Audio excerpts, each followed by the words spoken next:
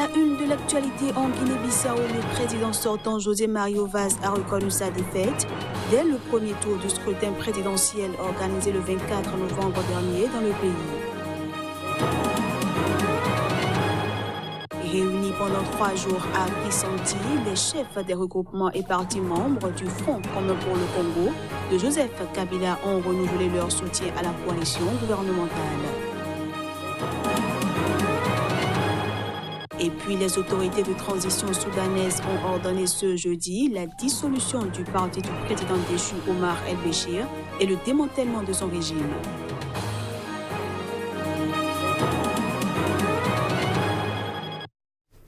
Bienvenue à tous et merci de prendre le rendez-vous de cette édition que nous démarrons par l'Algérie où la campagne électorale pour la présidentielle du 12 décembre prochain est très agitée.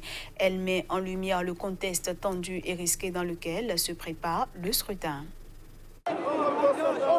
Meeting perturbé, administration murée, panneaux électoraux détournés. L'Algérie est mouvementée par ces temps de campagne électorale. Le débat n'est actuellement pas pour ou contre tel ou tel candidat, mais pour ou contre le scrutin.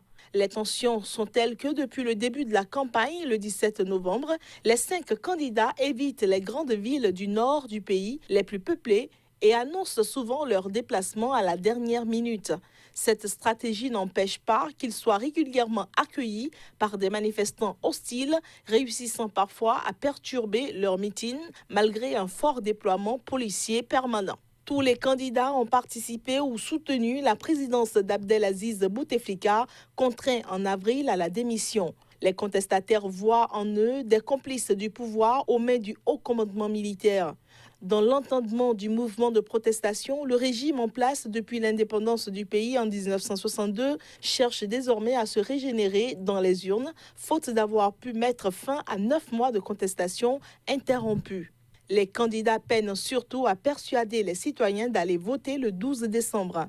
À mesure qu'approche le scrutin, les positions se raidissent et les craintes de radicalisation des deux camps augmentent.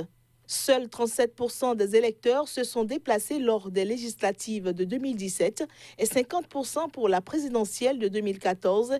Et d'après de nombreux observateurs, ces chiffres sont probablement artificiellement gonflés. Le Parlement européen a dénoncé les arrestations arbitraires et appelé le gouvernement algérien à trouver une solution à la crise actuelle basée sur un processus politique pacifique et ouvert.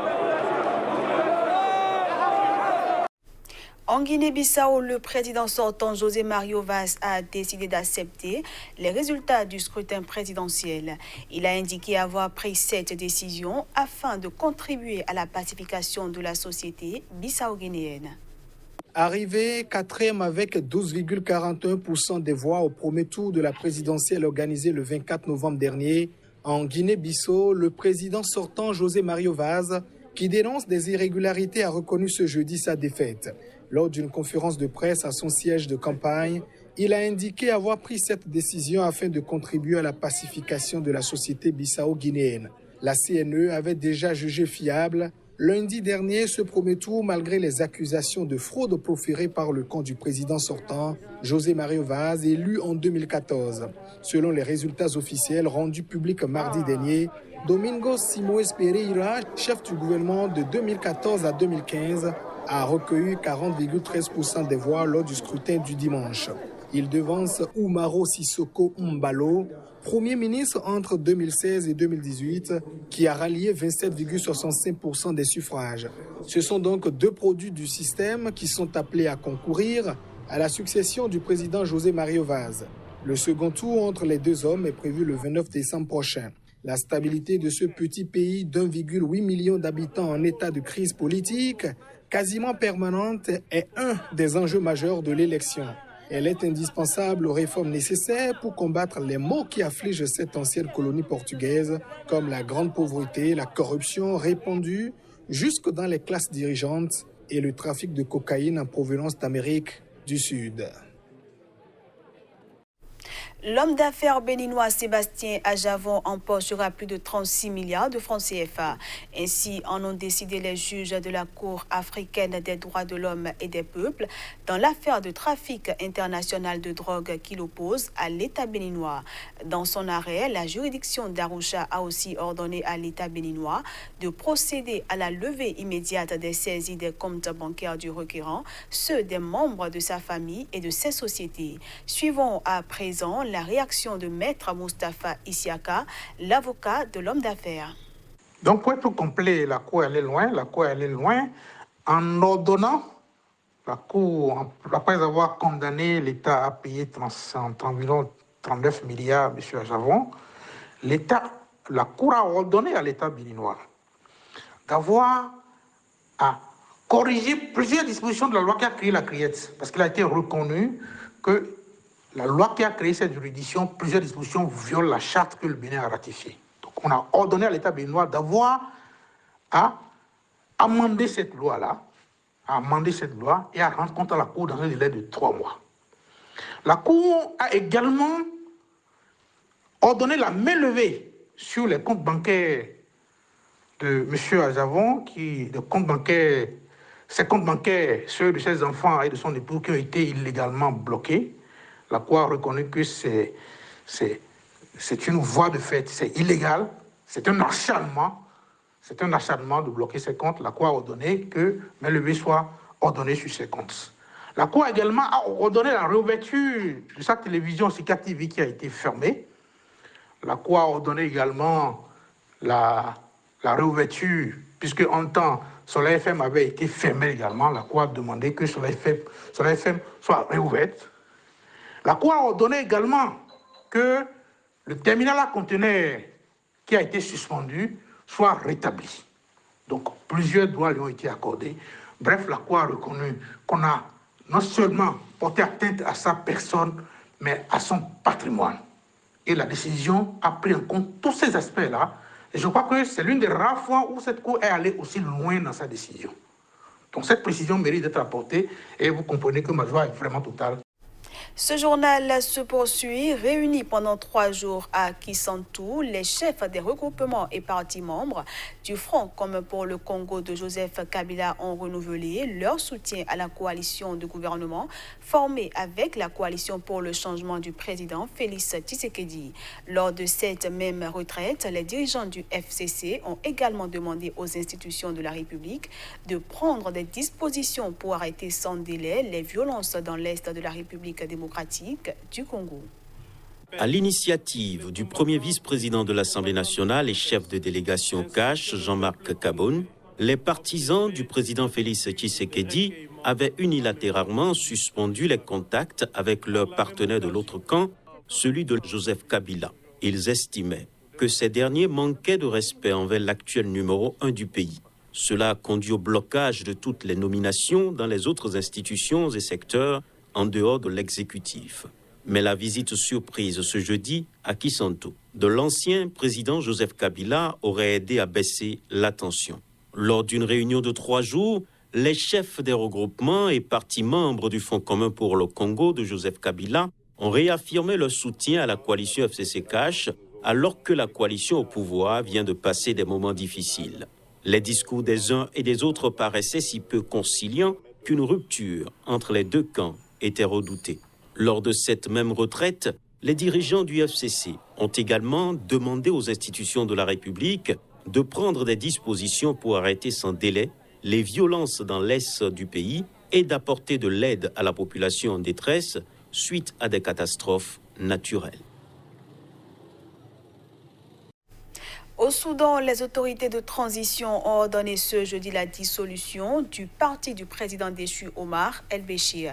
Elles ont également ordonné le démantèlement de son régime qui a régné sans partage pendant près de 30 ans. Une loi intitulée « Démantèlement du régime » du 30 juin 1989, adoptée par le nouveau Conseil souverain au pouvoir et par le gouvernement du Premier ministre Abdallah Hamdok, a proclamé la dissolution du parti du Congrès national ainsi que la confiscation de tous ses biens. Aucun symbole du régime ou du parti n'est autorisé à s'engager dans quelque activité politique que ce soit pendant 10 ans, ajoute le texte. Après sa dissolution ordonnée par les autorités de transition, le parti du Congrès national du président soudanais déchu Omar el-Béchir a dénoncé ce vendredi un gouvernement illégal, accusé de vouloir confisquer les biens du parti pour résoudre la crise économique. En réponse, le Premier ministre Abdallah Hamdok a affirmé sur Twitter que la dissolution du parti ne constitue pas une vengeance. Elle vise, selon lui, à préserver la dignité du peuple soudanais qui a été écrasé par des gens indignes. Cette mesure constitue un grand pas en avant vers les objectifs de la révolution et sur le chemin de la construction d'un État civil démocratique, s'est félicité dans un communiqué l'Association des professionnels du Soudan. Le mouvement à l'origine des protestations qui avaient précipité la chute du régime de Béchir, actuellement emprisonné à Khartoum. Le verdict de son procès pour corruption est attendu le 14 décembre prochain. Toutefois, les militaires qui avaient pris le pouvoir après sa chute ont refusé de le livrer à la Cour pénale internationale de La Haye, qui l'accuse de crimes contre l'humanité et de génocide au Darfour. On passe cette fois-ci à la revue de presse Afrique.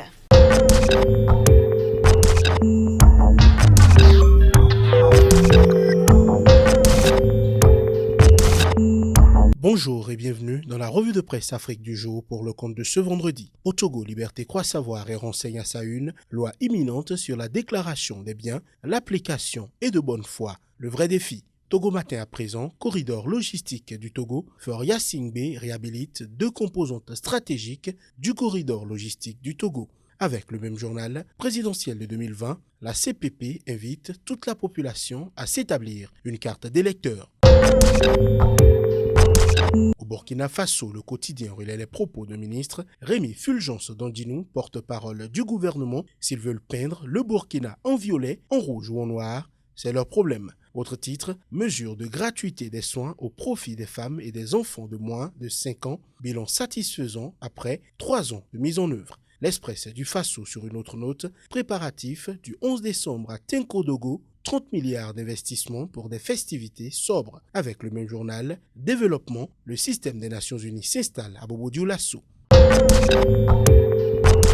En Côte d'Ivoire, Fraternité Matin affiche sur sa parution du jour, rencontre avec les élus, cadres, chefs traditionnels et guides religieux. Ouattara, la constitution ne sera pas modifiée pour empêcher les candidatures. Le jour plus, visite d'État Ouattara à Niakara hier, la Côte d'Ivoire continuera d'avancer avec le capitaine que je suis. Le Nouveau Courrier croit savoir et titre « Situation sociopolitique, ça ne sent pas bon pour le régime ». Le Nouveau Réveil à présent au lancement des activités de la coalition pour la démocratie, la réconciliation et la paix, Bédié a encore foudroyé Ouattara. Au Sénégal et après des actes de vandalisme qui ont déclenché la consternation, l'AS affiche en titre « Maître Malick Sall sur le saccage du tribunal de Louga, les auteurs seront identifiés et punis ». Sud Quotidien, réalité de la gouvernance fast-track, suppression du poste de Premier ministre et incidence Macky hors jeu. Le Témoin à présent, audit des marchés publics 2017, la RMP publie un rapport bidon. Et puis avec le même journal, obsèque de la défunte épouse de Senghor, Colette retrouve Léopold et Philippe à Bel-Air. Au Cameroun, cela fait 30 ans que l'homme n'est plus. Mutation s'en souvient, Amadou Ahidjo, le discours, testament. Le Messager, municipale et législative, vers un boycott généralisé de l'opposition, Cabral Libi et Joshua Ozi auraient aussi des exigences avant de participer au scrutin à venir. Cameroun Tribune revient sur une autre actualité et titre « Mission Union africaine, Commonwealth et francophonie, le travail va se poursuivre ». Et pour finir avec l'œil du Sahel, Mayo Sava, Boko Haram, l'autre guerre.